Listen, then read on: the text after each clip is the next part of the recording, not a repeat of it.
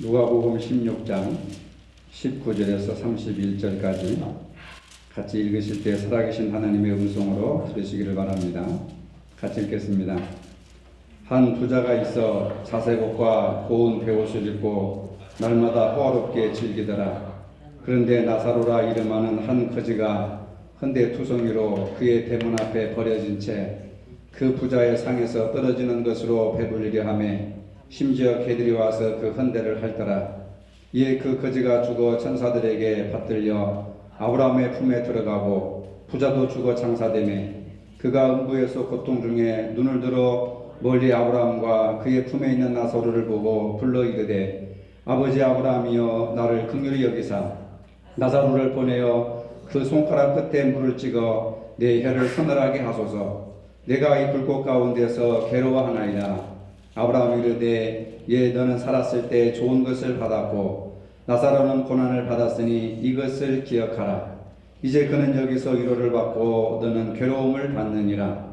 그뿐 아니라 너희와 우리 사이에 큰 구렁텅이가 놓여 있어 여기서 너희에게 건너가고자 하되 갈 수 없고 거기서 우리에게 건너올 수도 없게 하였느니라. 이르되 그러면 아버지여 구하오니 나사로를 내 아버지 집에 보내소서.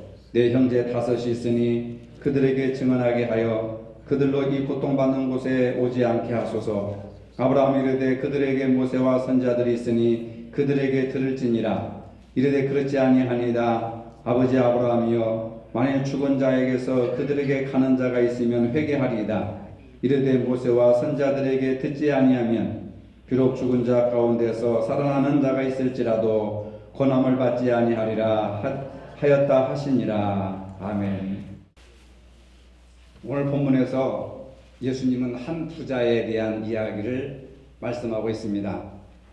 그 부자는 지금부터 약 2000년 전에 예수님께서 비유로 소개하신 그 이야기지만은 2000년이 지난 지금도 우리 마음속에는 2000년 전에 예수님께서 말씀하신 그 부자와 별반 다름이 없는 그런 삶을 살아가고 있는 것을 보게 됩니다. 부자는 어찌나 큰 부자인지 자색옷과 고운 베옷을 입고 날마다 호화로이 연락을 하며 살았다고 기록하고 있습니다. 반면에 그의 집 대문 앞에는 날마다 구걸하며 살고 있는 나사로라고 하는 한 거지가 있었습니다. 그 거지는 헌대를 앓으면서 부자의 집 대문 앞에 누워서 부자의 상에서 떨어지는 것으로 먹고 살았습니다. 심한 병이 들어서 심지어는 개들이 와서 그 헌대를 핥았다고 기록하고 있습니다. 오늘 본문에 등장하는 한 부자는 그야말로 갑부였습니다. 날마다 자색옷을 입었습니다. 자색옷이라고 하는 것은 특별한 조개에서 추출되는 염료로 물을 들인 그런 아주 비싸고 고운 베옷을 얘기하는데 지금으로 말하자면 한 벌에 수백만 원 또는 수천만 원씩 하는 호가의 그런 고가의 비싼 옷이었습니다. 그리고 고운 베옷을 입었다고 했습니다. 고운 베옷은 내복으로 쓰이는 것인데 이건 역시 서민들은 꿈조차 꿀 수 없는 고가의 옷을 이야기하는 것입니다. 이 두 가지 종류의 옷만 해도 당시로서는 최고의 수준의 부를 보여주는 상징적인 그런 모습이었습니다. 그 부자는 이처럼 재물이 많았을 뿐만 아니라 날마다 호화로이 연락하면서 인생을 즐겼습니다. 날마다 잔치를 베풀었습니다. 돈을 흥청망청 써대면서 잔치와 풍요를 즐기는 그러한 삶이 매일의 일과였다고 하는 것입니다. 보통 사람들이라면 누구나 다 꿈꾸고 싶은 꿈의 세계를 이 사람은 현실 속에서 누리며 살고 있었던 것입니다. 그래서 가장 복되고 가장 행복하고 가장 완성된 인생을 사는 것처럼 보였습니다. 그런데 본문에 보면은 예수님께서 그 부자가 어떤 일을 저질렀든지 또는 어떤 특별한 죄를 저질렀다든지 어떤 그런 것을 지적하는 내용이 하나도 없습니다. 죄인이라고 그런 것을 지적한 적도 없고 뭐 악한 일을 했다고 하는 것도 성경을 찾아보면 찾아볼 수가 없습니다. 그렇다고 해서 부자였다는 그 자체가 무슨 큰 죄인 것도 아니고 잘못인 것도 아닙니다. 그렇다면은 그 부자의 잘못은 어디에 있을 것인가 하는 것을 우리가 생각해 볼 수가 있습니다. 그 부자는 하나님을 알지 못하고 오직 자기 중심으로 살았다는 데에 있습니다. 여러분, 자기 중심으로 살았다는 것이 그게 뭐가 죄가 됩니까? 당연히 자신을 지키고 자신이 가진 재산을 가지고 향유하고 즐기고 마음껏 쓰는 것이 그게 무슨 죄가 되냐는 말입니다. 그러나 예수님은 그것이 죄라고 말씀하시진 않았습니다. 부자는 하나님이 없어도 자기가 소유하고 있는 것으로 풍족히 여기면서 그것으로 행복을 삼았다고 하는 것입니다. 하나님을 경외하는 대신에 자기 욕심을 마음껏 충족시키며 즐기는 데에 관심만 가졌다고 하는 겁니다. 이것이 그 부자의 인생관이었습니다. 그에 비해서 나사로라고 하는 한 거지가 등장합니다. 나사로는 부자와는 대조적으로 육신적으로는 더 이상 내려갈 조차 없는 최악의 인생을 살았습니다. 돈 한 푼 없는 거지였을 뿐만 아니라 그는 몸뚱아리 하나조차도 온통 병에 걸려가지고 헌대를 앓아서 만신창이가 되었습니다. 집도 없어서 부자의 대문 곁에 땅바닥에 누워서 노숙 생활을 하고 있었습니다. 유일한 생존수단은 그 부자의 상에서 떨어지는, 즉 음식 쓰레기통을 뒤져먹고 남은 음식물 찌꺼기를 먹는 것이 유일한 생존수단이었다는 것입니다. 그렇다면 그 거지 나사로에게 있었던 것은 과연 무엇이었을까? 나사로라고 하는 이름의 뜻은 하나님이 도우셨다라고 하는 뜻입니다. 그에게 있는 것은 재물도 없고 명예도 없고 권세도 없고 무익은 빈털터리에다가 가진 것은 머리끝에서 발끝까지 몸이 썩어가는 그런 질병밖에 없었습니다. 그런데 그 이름은 너무나도 아름다워서 하나님이 도우셨다. 하나님이 도우셨다라고 하는 그 이름 한 가지를 가지고 있었습니다. 그에게 있는 것은 바로 하나님의 도움 없이는 살아갈 수가 없다고 하는 절박함과 간절함이 있었다는 겁니다. 그러나 현실적으로 나사로는 가진 것이 아무것도 없었습니다. 이름이 아무리 좋으면 뭐합니까? 하나님이 도우신다는 이름을 가지면 뭐합니까? 현실적으로 무일푼이고 병에 걸렸는데, 그리고 그 이름대로 하나님께서 그를 도와주신 어떤 흔적도 하나도 없는 것처럼 보였습니다. 하나님이 도와주시면 내가 이렇게 살까? 하나님이 도와주시면 내가 이렇게 거지로 살까? 음식 쓰레기나 뒤져먹는 그런 짐승받도 못한 삶으로 살까? 하나님의 도우심이 어디 있겠는가?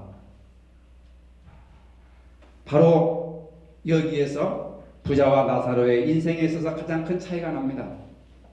사람들의 눈에는 그저 한쪽은 돈 많은 부자요, 다른 한쪽은 일전 한 푼 없는 알거지인 신세에, 그것이 그들의 인생의 가장 큰 차이로만 보일 수 있다는 것입니다. 부자는 성공하였고 가난한 나사로는 실패한 것처럼 보인다는 것입니다. 하지만 진짜 중요한 차이는 그것이 아니라는 겁니다. 진짜 인생의 중요한 차이는 우리 눈에 보이지 않습니다. 세상의 어떤 기준으로 판단하는 것이 아닙니다. 부자는 그 소유한 재물 때문에 하나님을 의지할 마음을 전혀 갖지 못했습니다. 거지 나사로는 세상에서 의지할 수 없으니까 오직 하나님을 의지하는, 하나님의 도움밖에 없다고 하는 그 마음 하나밖에 없었다는 것입니다. 바로 이것이 결정적인 차이였다는 것입니다. 인생의 성공과 실패의 기준은 재물의 많고 적음이 아니라 하나님의 도우심을 받고 사느냐 그렇지 않느냐에 따라서 우리 인생의 가치가 달라진다고 하는 겁니다. 22절 이하에 보면은 그 거지가 죽어 천사들에게 받들려 아브라함의 품에 들어가고 부자도 죽어 장사되었다고 기록하고 있습니다. 마침내 가난한 사람도 죽고 부자도 죽습니다. 젊은 사람도 죽고 나이 든 사람도 죽습니다. 우리가 신앙생활의 출발점은 죽음을 극복할 수 없고 죽음을 넘어설 수가 없고 죽음의 문제를 해결할 수 없기 때문에 우리가 신앙생활을 하는 거 아닙니까? 만약에 우리가 죽지 않는다면은 교회 다닐 필요가 없습니다. 신앙생활을 할 필요가 없습니다. 죽지 않는데 심판도 없고 죽지 않는데 우리가 무슨 신앙생활을 할 필요가 있겠습니까? 그런데 가난한 사람도 죽고 부자도 죽더라 그 말입니다. 거지는 죽어서 천사들에게 받들려서 아브라함 품 안에 안겼습니다. 천국에 들어갔다는 말입니다. 하지만 부자는 죽어서 지옥의 고통을 겪게 되었습니다. 22절 보면은 저가 음부에서 고통 중에 눈을 들어 멀리 아브라함과 그의 품에 있는 나사로를 보고 불러 가로되 아버지 아브라함이여 나를 불쌍히 긍휼히 여기사 나사로를 보내어 그 손가락 끝에 물을 찍어 내 혀를 서늘하게 하소서. 내가 이 불꽃 가운데서 괴로워하나이다.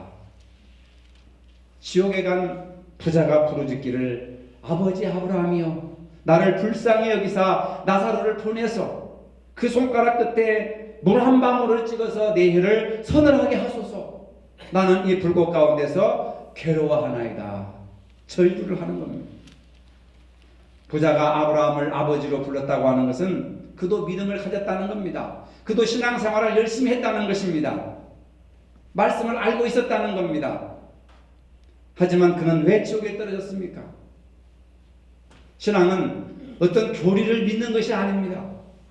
신앙은 예수님의 가르쳐 주신 말씀대로 살아가는 것입니다. 부자는 교리로 신앙생활을 했지 삶을 통한 신앙 고백을 한 적이 없습니다. 아브라함을 아버지라 부를 만큼 신앙이 좋았는데 왜 지옥에 떨어졌을까? 우리는 그런 걸 가지고 많은 고민을 합니다. 많은 재물이 그를 구원할 수가 없습니다. 죽음이 찾아왔을 때 그도 거지가 죽은 것과 똑같이 죽을 수밖에 없습니다.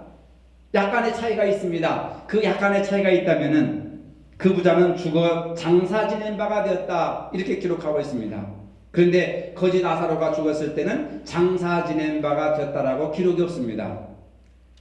거지가 죽었는데 누가 장사를 지내주겠습니까?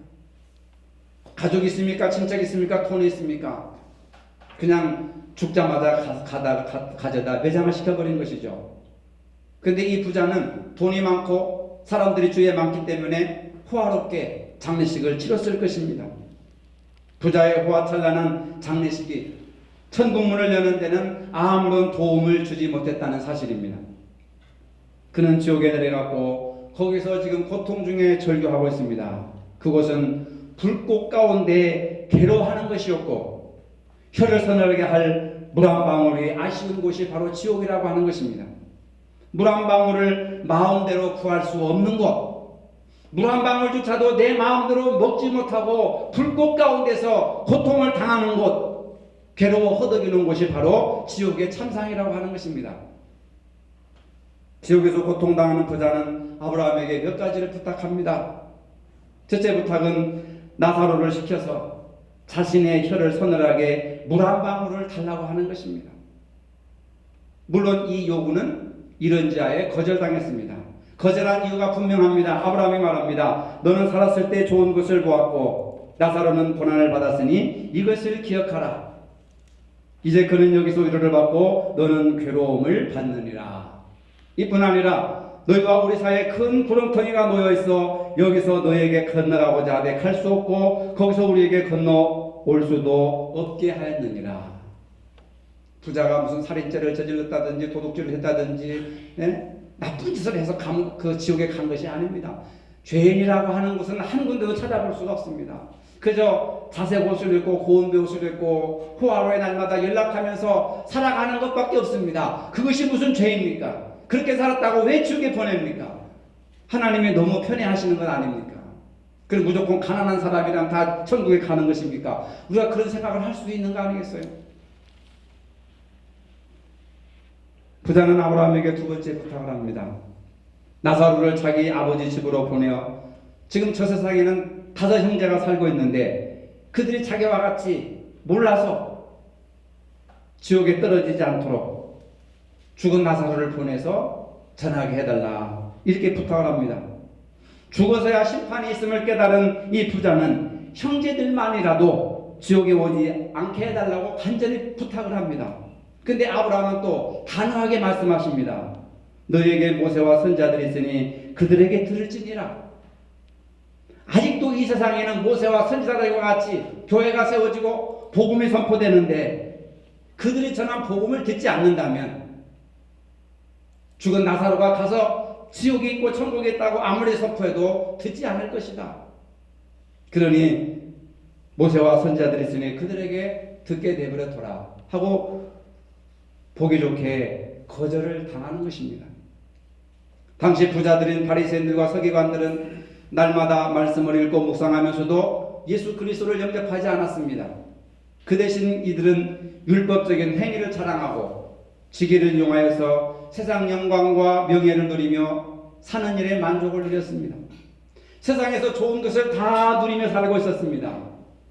오늘도 많은 사람들이 하나님 앞에 나와서 예배드리는 것보다는 세상의 영광과 명예와 그리고 먹고 싶고 즐기고 싶은 대로 세상의 좋은 것을 다 누리며 점점점 교회를 멀리하고 하나님을 멀리하고 나가고 있습니다. 이러한 조건들이 예수님을 영접하지 못하게 하는 방해물이 되고 예수님께 가까이 오지 못하게 하는 방해물이 된다고 하는 겁니다. 이것은 결코 행복이 아니라 가장 큰 불행이라고 하는 사실입니다. 오늘 본문에 나오는 부자 역시 지옥에 내려가서도 회개하는 모습을 전혀 보이지 않습니다. 그 무서운 고통에 몸부림치면서도 오로지 자기가 잠시라도 시원해질 수 있기만을 간절히 바라고 있습니다. 지옥에 가서도 오직 자기 자신만을 위해 아브라함이나 나사로를 이용할 생각뿐이었습니다. 그것은 이 세상에 살았을 때에 자기 자신을 위해서 좋은 것만을 추구하던 자세와 조금도 다를 바가 없다는 겁니다. 나사로를 보니까 자기 집 대문 앞에서 그냥 자기들이 먹다 버리고 그 다음에 쓰레기를 버리고 그것을 주워 먹는 사람 같지도 않는 인간이 아브라함 품 안에 안겼으니까 저 아브라함 품에 안는 저 나사로를 통하여서 손끝에 물 한 방울 찍어서 내가 지금 고통 중에 있으니까 나를 서늘하게 하소서. 죽어서도 자기중심적인 생각을 하는 겁니다. 지옥에 빠져서도 자기가 지금 목마르고 고통 중에 있는 자기 문제를 해결해 달라고 나사로를 자기 몸종처럼 부리고 있다고 하는 겁니다. 그리고 아브라함에게 명령을 하는 거 아닙니까? 좀 해달라고. 세상에서 모든 사람들에게 명령하고 모든 사람들에게 대접받고 존경받았던 사람이 죽어서 지옥에 떨어지니까 지옥에 가서도 아브라함에게 부탁하고 나사로를 시켜가지고 물을 좀 갖게 해달라고 자기 요구를 하고 있는 겁니다. 여러분, 이 세상에 살았을 때 자신 중심, 자신의 유익, 자기만을 좋게 여겼던 사람은 하나님 나라에 가서 대접받을 것이 하나도 없고 하나님 나라에서 인정받을 것이 하나도 없다고 하는 것을 볼 수가 있습니다. 아브라함을 아버지로 생각할 정도로 그는 믿음이 있었습니다. 신앙을 알았고 율법을 알았다는 것입니다. 그러나 그는 하나님 중심으로 살지 않고 자기 욕심 중심으로 살았기 때문에 그러한 자세가 지옥으로 떨어지는 원인으로 작용했다는 것을 본인은 모르고 있다는 겁니다. 성경에는 두 종류의 부자의 개념을 말하고 있습니다. 육적인 부자와 영적인 부자입니다. 오늘 본문에 등장하는 부자는 육적인 부자입니다. 이 사람은 재물을 자기 뜻대로 사용하고 자기 멋대로 관리를 했습니다. 특히 자기를 위해서 재물을 날마다 허비했다고 하는 것입니다. 그런데 이 부자에 관해서는 아브라함도 도저히 지옥에서 천국으로 옮겨주고 싶은 생각이 전혀 없는 것입니다. 그 이유는 너는 세상에서 잘 먹고 잘 살았기 때문에 천국에 와서는 더 이상 바랄 것이 없다. 세상에서 잘 먹고 잘 산 것으로 만족해라. 그 이유입니다. 세상에서 충분히 잘 먹고 잘 살았기 때문에 그것으로 만족하라고 하는 겁니다. 세상에는 인간의 기술과 인간의 이론과 인간의 가치관이 판을 치고 돈의 가치가 가장 우선 여기지만은 그러나 하나님의 나라는 그것과 동떨어지고 반대되는 그 힘이 작용을 하여서 하나님의 나라는 하나님의 뜻대로 이루어 나간다고 하는 겁니다. 이와 비슷한 내용이 성경에 기록되어 있습니다. 어떤 농부가 있었습니다. 봄에 씨를 뿌리고 가을에 열심히 추수를 해서 곡식 창고가 가득 채워졌습니다. 그것을 보고 만족하게 여기를 이제는 좀 더 편하게 살자. 이만큼 거둬들였으니까 이제는 좀 더 행복하게 내 뜻대로 살아보자. 내 영혼아 만족하도다 하고 배를 두드리면서 만족해하고 있었습니다. 그런데 예수님께서 이 어리석은 자야, 오늘 밤에 내 영혼을 도로 취한다면, 내가 오늘 밤에 죽는다면 그 창고에 가득 찬 재물이 그리고 곡식이 누구시 되겠느냐? 누구가 내 인생의 주인이 되겠느냐? 살았을 때 돈도 필요하고 명예도 필요하고 권세도 필요한 것이지 죽은 다음에는 그게 아무 쓸데가 없다고 하는 거. 그것을 모르고 살아가는 것이 우리 인간들의 모습이고 그것을 깨닫는 것이 성경은 지혜라고 말씀하고 있다고 하는 사실입니다. 여러분, 편안한 노후를 위해서 젊었을 때 부지런히 저축하고 전략하고 힘써 일해야 되지 않습니까? 그것이 뭐가 잘못된 겁니까? 자기 농사 잘 지어가지고 풍성한 곡식 창고를 보고 만족하는 것이 그게 뭐가 잘못되었냐 이 말입니다. 근데 그것은 사람의 생각이라는 거예요. 주님의 생각은 오늘 밤에 내 영혼의 주인이신 하나님께서 내 영혼을 도로 취하신다면 그 곡식은 누구의 것이 되겠느냐? 하나님의 것인데 하나님의 것을 모르고 자기 것으로 착각하며 살아가는 어리석은 인간들에게 일깨워주는 말씀입니다. 그러면서 말씀하시기를 부자가 천국에 들어가기가 얼마나 어려운지 약대가 바늘길을 통과하는 것보다 더 어렵다. 성경에 나오는 부자들은 대부분 자기만을 위해 살았다고 하는 공통점을 가지고 있습니다.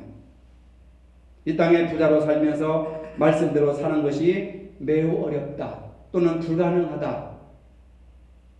부자가 천국에 들어가기가 약대가 바늘길을 통과하는 것보다 더 어렵다고 말씀하고 있습니다. 누가복음 16장 13절에 이런 말씀이 있습니다. 집 하인이 두 주인을 섬길 수 없나니 호기를 미워하고 저를 사랑하거나 호기를 중히 여기고 저를 경히 여길 것임이니라. 너희는 하나님과 재물을 겸하여 섬길 수 없느니라. 근데 우리 인간들은 또 같이 이루어가지고 하나님과 재물을 겸하여 섬기는 것이 축복이라고 생각하는 겁니다. 근데 성경은 분명히 하나님과 재물을 동시에 섬길 수 없다. 이에 반해서 영적인 부자를 예수님이 말씀하십니다. 마태복음 25장 종말에 나타난 일들에 관하여서 영적인 부자들에게 말씀하십니다. 종말의 날에 예수님이 천국에 들어갈 사람들에게 이렇게 말합니다. 너희는 나에게 좋은 일을 많이 했도다. 내가 배고플 때 너희는 먹을 것을 줬고 내가 목마를 때 너희는 마실 것을 줬고 내가 헐벗었을 때 너희는 벗을 입을 것을 줬고 내가 병들었을 때에 나를 돌아보았고 내가 감옥에 갇혔을 때 나를 돌아보았노라. 그러니까 이 사람들이 깜짝 놀라면서 아니 언제 예수님께서 병들고 감옥에 갇히고 헐벗고 굶주렸습니까? 그러니까 예수님 말씀하시기를 지극히 작은 자에게 한 것이 곧 나에게 한 것이니라. 지극히 작은 자, 자기 집 대문 앞에서 빌어먹는 나사라와 같은 사람들에게 은혜를 베풀고 그 사람에게 사랑을 베풀고 그 사람에게 먹을 것을 주고 그런 힘이 없고 소외된 자, 그 사람들에게 한 것이 곧 예수님인 나에게 한 것이다 라고 이렇게 동일시하십니다. 마태복음 25장 후반절에 쭉 읽어보세요. 양과 염소로 딱 나뉘면서 양들은 천국, 염소는 지옥에 떨어지고 그 양과 염소는 가축을 말하는 것이 아니라 바로 인간들을 향한 심판의 말씀을 하시고 계십니다. 사도행전 9장에 보면 또 이런 이야기가 있습니다. 요바의 다비다 혹은 도르가라고 하는 여제자가 있었다는 겁니다. 이 여자는 선행과 구제하는 일을 너무너무 즐겨가지고 평생 동안 옷을 지어가지고 겉옷을 짓고 속옷을 지어가지고 전부 가난한 과부들에게 그 옷을 다 이렇게 입혔습니다. 근데 이 여자가 병들어 죽었습니다. 근데 동네 사람들이 와서 막 난리를 치는 겁니다. 근데 그 근방에 베드로가 왔다는 소문을 듣고 베드로 선생님을 그냥 납치하다시피 모시고 가가지고 아우성을 칩니다. 이분을 살려주십시오. 이분은 죽어서는 안 됩니다. 우리가 이분한테 너무 많은 것을 얻었습니다 하면서 그 도르가가 구제했던 그 옷들을 다 보면서 이분이 이렇게 훌륭한 일을 했습니다. 우리가 벗었을 때 옷이 없어서 헐벗었을 때 옷을 다 만들어 입혔습니다 하면서 베드로 앞에 옷을 보여주는 거예요. 그래서 울면서 이분을 살려달라고 하니까 베드로도 할 수 없이 기도하여서 그 여제자를 살려주는 거예요. 성경은 여제자라, 예수님의 제자라고 이분을 소개하고 있는 것입니다. 도로아는 그들에게 온갖 선행을 다 베풀었습니다. 그 선행으로 말미암아 베드로가 그를 살려주신 것입니다. 뿐만 아니라 그를 주님의 여제자라고 성경은 기록하고 있습니다. 하나님의 뜻대로 재산을 사용하는 사람, 하나님의 마음에 합하게 재산을 사용하는 사람, 이런 사람들이 종말에서 하나님 앞에 큰 은총을 받는다고 하는 것을 말씀하고 있습니다. 어느 부자 노인이 있었습니다. 그는 젊어서부터 열심히 일해서 많은 재산을 모았습니다. 그에게 장성한 자녀들이 있었지만은 자녀들에게는 돈 한 푼도 물려주지 않았습니다. 그리고 혼자 살아갑니다. 혼자 그냥 겨우 밥 한 끼 먹을 정도로 검소하게 살아갑니다. 모든 돈을 다 은행에 예치를 시켰습니다. 그런데 노인의 일과 중 가장 중요한 것이 하나 있었습니다. 매일 아침 일찍 은행문이 열리기가 무섭게 달려가서 통장을 창구에 내밀고 잔액을 줘야 하는 것입니다. 통장에 적혀있는 수십억 개의 숫자들을 바라보면서 얼굴에 만족한 미소를 떠올립니다. 밤새 내 돈이 잘 있었구나.